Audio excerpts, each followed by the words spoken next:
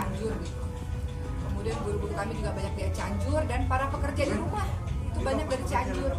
Jadi para pekerja rumah di rumah saya ini juga pulang ya ke Cianjur sekarang untuk karena ada rumahnya roboh, atau santri-santri saya juga dari pesantren itu banyak juga dari Cianjur. Jadi terasa dekat karena banyak orang-orang sekitar saya, orang-orang terdekat saya berasal dari Cianjur, sehingga ketika mendapatkan berita itu tentu karena kan korbannya ratusan ya kalau tidak salah, dan siapa yang menyangka bahwa itu terjadi dalam sekejap mata gitu teman-teman sekalian. Orang tuh kalau terkena ujian atau bencana itu sesuatu yang seperti mimpi gitu, tiba-tiba dan tidak disangka-sangka seperti itu. Dalam sekejap mata semuanya seperti mimpi dan hancur.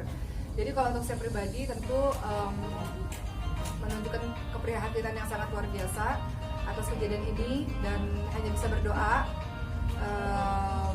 semoga Allah segera memulihkan siapa-siapa yang sakit, dan Allah berikan ketabahan, kesabaran bagi siapapun yang ditinggal pergi oleh orang-orang yang mereka cintai. Kemudian alhamdulillah semoga semakin banyak orang-orang yang memberikan hartanya untuk bersedekah, membantu teman-teman kita yang kehilangan rumahnya seperti itu. Termasuk adik saya, masya Allah, saya juga kagum sekali dengan Ricis karena beliau langsung datang ke Cianjur teman-teman sekalian, dan langsung melakukan sebuah kegiatan amal lah misalnya. Oh ya, kalau Ricis sebelum beliau pergi kan kami ini punya ini nggak apa-apa kenceng banget. Pak, tolong suaranya. Boleh dikecilin teman-teman sekalian, yang isinya ada saya, ada ibu, ada kakaknya Ricis. Nah, Ricis memang minta izin, jadi beliau katakan aku mau pergi ke Cianjur, mau berikan bantuan secara langsung. Walaupun sebenarnya kami tahu beliau sebenarnya sudah banyak bantu lah secara perekonomian gitu, tapi beliau katakan mau datang langsung, mau lihat langsung. Jadi kami katakan hati-hati di sana, dan semoga semuanya baik-baik saja dan selamat dalam perjalanan. Dan ya kami salutlah dengan apa yang dilakukan oleh beliau seperti itu. Dan saya lihat juga banyak ya teman-teman kita yang langsung datang ke Cianjur. Bahkan saya sendiri sampai hari ini belum, teman-teman sekalian, karena berbagai macam kegiatan yang harus diselesaikan. Tapi dengan beliau langsung terjun ke sana, maka itu sebuah hal yang membuat kami sekeluarga salut lah. Punya empati ya, empati simpati yang sangat tinggi. Dan kami di sini untuk teman-teman di Cianjur, semoga Allah kuatkan, Allah sabarkan, Allah teguhkan. Dan ini menjadi pembelajaran untuk kita semua di manapun kita berada teman-teman sekalian, bahwa musibah atau bencana atau ujian itu bisa datang tiba-tiba begitu saja. Siapa yang sangka teman-teman sekalian? Mungkin ada orang yang sedang tidur siang, ada anak-anak yang sedang menonton televisi di rumah misalnya, atau bermain-main di rumah. Siapa sangka tiba-tiba dalam beberapa menit saja mungkin semuanya sudah habis. Jadi itu mungkin saja bisa terjadi kepada kita satu hari nanti. Berbagai macam ujian sudah berganti. Jadi ini mendatangkan pembelajaran untuk saya pribadi dan kita semua, ya bersiap-siap. Apapun bisa terjadi dalam keluarga kita, apapun bisa terjadi pada anak-anak kita, pada orang tua kita, pada harta-harta kita. Jadi bersemangat untuk terus, saya nasihat dari saya sendiri teman-teman sekalian, bersemangat untuk terus jadi orang baik, karena kita nggak tahu kapan kita dipanggil dan dalam keadaan seperti apa. Intinya saya menunjukkan keprihatinan, memberikan support untuk teman-teman semua. Semoga teman-teman semua dalam keadaan sehat dan bisa melalui semua ini, dan semuanya berakhir dan semuanya menjadi baik-baik saja insya Allah. Sabar ya teman-teman. Pengalaman selama di sana dan keadaan di sana sampai hari ini, karena saya harus, karena kami bagi tugas teman-teman sekalian. Ibu saya hari ini harus masuk ke ruang operasi untuk menjalankan satu tindakan, sementara Ricis harus ke Cianjur. Jadi saya harus bagi tugas dengan adik-adik saya. Jadi saya menemani ibu saya di pengobatan ini, Ricisnya ke sana. Jadi sampai hari ini terus terang saya belum melihat handphone saya, karena saya masih fokus dengan menemani ibu saya. Mungkin setelah ini saya akan berkomunikasi dengan Ricis bagaimana keadaan di sana. Tapi saya dapat kabar dari pekerja-pekerja dari rumah, karena pekerja-pekerja yang kerja di rumah saya termasuk supir dan sebagainya, mereka memberikan video-video teman-teman sekalian, video-video bagaimana keadaan rumah mereka, bagaimana keadaan tetangga-tetangga, bagaimana keadaan orang-orang yang menangis, anak-anak yang ketakutan. Jadi mereka mengirim video-video itu yang membuat kami tahu keadaan di sana kira-kira seperti apa. Mungkin tidak banyak yang bisa kami lakukan ya teman-teman sekalian, tapi mudah-mudahan sodakoh dari banyak orang bisa sedikitnya meringankan dan membantu teman-teman di sana. Dan para pekerja di rumah itu mengatakan kami masih berada di tempat pengungsian gitu, satu tempat di mana semua orang dikumpulkan di situ.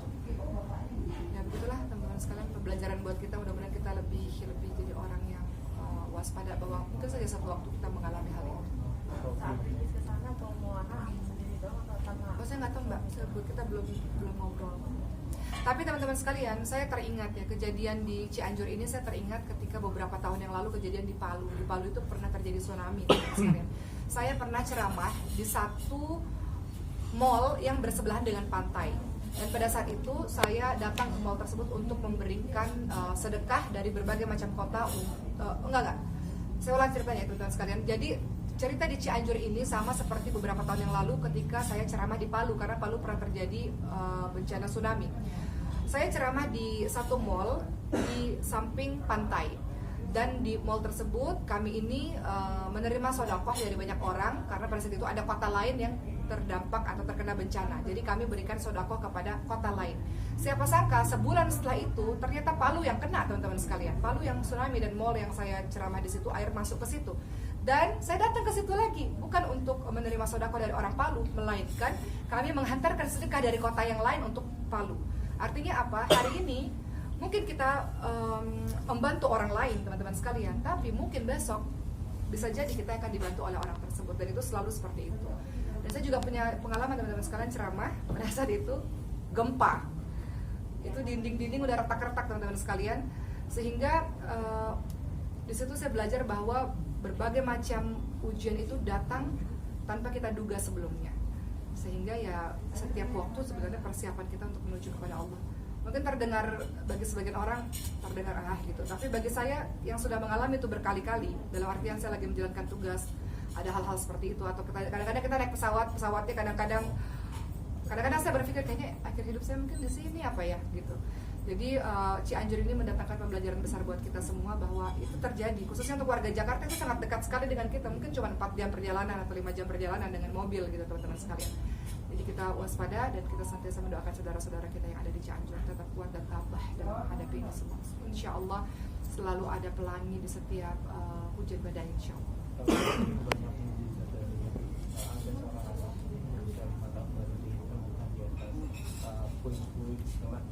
Selamat. Dan ada masjid yang terkokoh. Ya Allah, teman-teman sekalian, kita tahu ya di Indonesia ini ada longsor, ada tsunami, ada gempa dan sebagainya. Dan saya bersyukur kepada Allah, saya safari dakwah kan, saya keliling ke berbagai macam kota, teman-teman sekalian. Otomatis jadi saya melihat seperti di satu tempat yang ada satu tempat di mana tanahnya itu bergeser itu, jadi masuk ke dalam itu segala macam rumah, segala macam. Saya lihat tempat itu. Kemudian saya pergi ke Aceh, teman-teman sekalian, di mana saya lihat masjid yang kita tahu ya, ada masjid yang berdiri megah di saat sekelilingnya hancur, dan itu masjidnya megah sampai hari ini. Dan banyak sekali kejadian-kejadian di mana termasuk di salah satu tempat yang tsunami, taunya tempat tahfidz, tempat Quran ini selamat, sementara yang lainnya hancur gitu. Jadi saya pikir hal-hal keajaiban seperti ini memang ada, dan yang perlu kita pikirkan kalau saya ngambil pelajaran, apa ya amalan-amalan yang dilakukan oleh orang ini atau amalan-amalan yang dilakukan oleh keluarganya ini sampai Allah menyelamatkan mereka.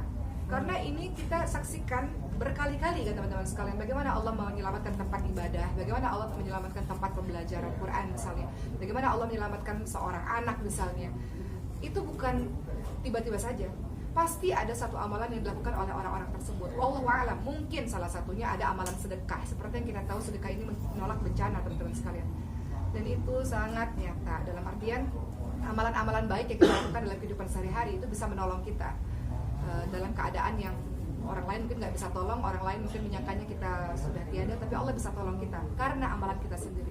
Jadi saya yakin kalau misalnya ada anak yang selamat di Cianjur kah, atau ada rumah yang selamat di antara rumah lainnya tidak, pasti ada amalan yang dilakukan oleh keluarga itu yang kita harus cari tahu dan kita ikuti apa yang dia lakukan supaya kita juga bisa selamat di kemudian hari. Jadi Masya Allah ya, dalam sebuah bencana itu banyak hal yang kita bisa pelajari, kita bisa ambil hikmah. Kita kan gak harus mengalami dulu baru kita berubah jadi orang baik, teman-teman sekalian. Setidaknya dengan menonton tayangan, melihat saudara-saudara kita di luar sana, itu cukup jadi pembelajaran bagi kita untuk menjadi orang baik aja deh. Seperti itu. Itu juga kan banyak anak-anak Iya. Iya, saya kan lihat video-video ya, karena video-video ini dikirimkan oleh pekerja kerja di rumah saya. Jadi mereka itu mengirimkan video-video yang banyak ke kami gitu. Termasuk yang membuat saya prihatin karena saya ini kan ibu beranak 4 yang masih kecil-kecil ya teman-teman sekalian. Jadi saya tahulah rasanya dengan anak-anak yang ketakutan, anak-anak yang banyak menangis. Saya lihat anak-anak digendong dengan berdarah di kepalanya gitu. Orang tua yang bingung. Dan saya lihat, barusan saya lihat video seorang ayah yang pegang anaknya sudah meninggal dunia dan matanya kosong. Kemudian dia bilang rumah saya hancur dan anak saya meninggal. Ya Allah, itu kan kepedihan yang luar biasa ya. Saya jadi ini nih, kepedihan yang luar biasa teman-teman sekalian. Jadi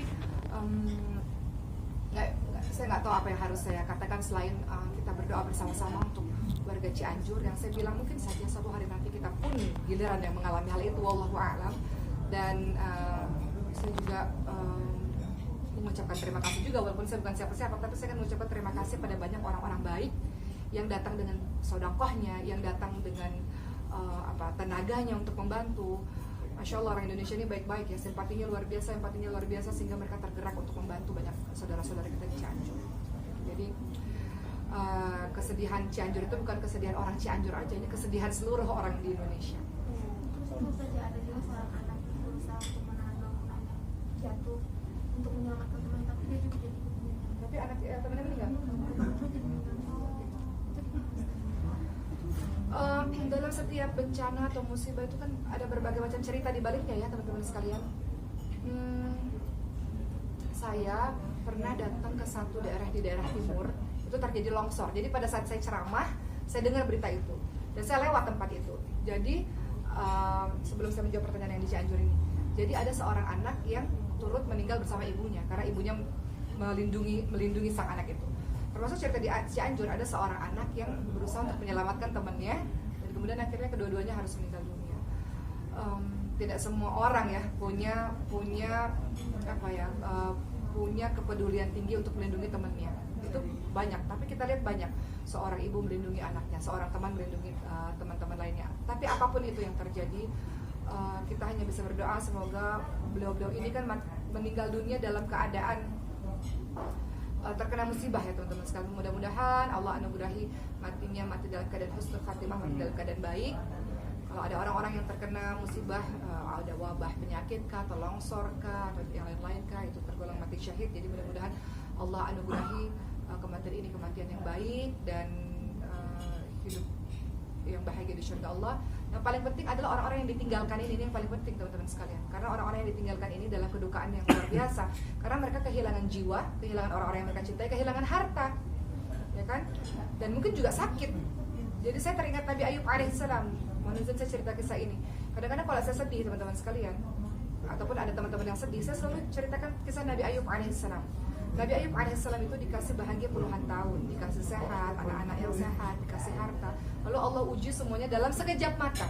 Allah kasih beliau sakit tiba-tiba, Allah kasih anak-anak beliau meninggal, Allah kasih seluruh hartanya habis. Namun Nabi Ayub alaihissalam mengajarkan pada saya dan kita semua, beliau mengatakan, Anni masaniyat duru wa tarhamur rahimin. Ya Allah, saya sakit ya Allah. Namun Engkau yang maha pengasih dari semua pengasih, Engkau yang maha penyayang dari semua penyayang. Nabi Ayub mengajarkan pada kita untuk memahami bahwa apa yang Allah berikan ini bagian dari Allah itu sayang kepada kita. Dan setelah kesabaran, doa, berserah kepada Allah, Allah balikkan semua keadaan itu. Yang tadinya sedih menjadi bahagia. Roda itu kan ada di atas, kadang di bawah, kadang di atas, kadang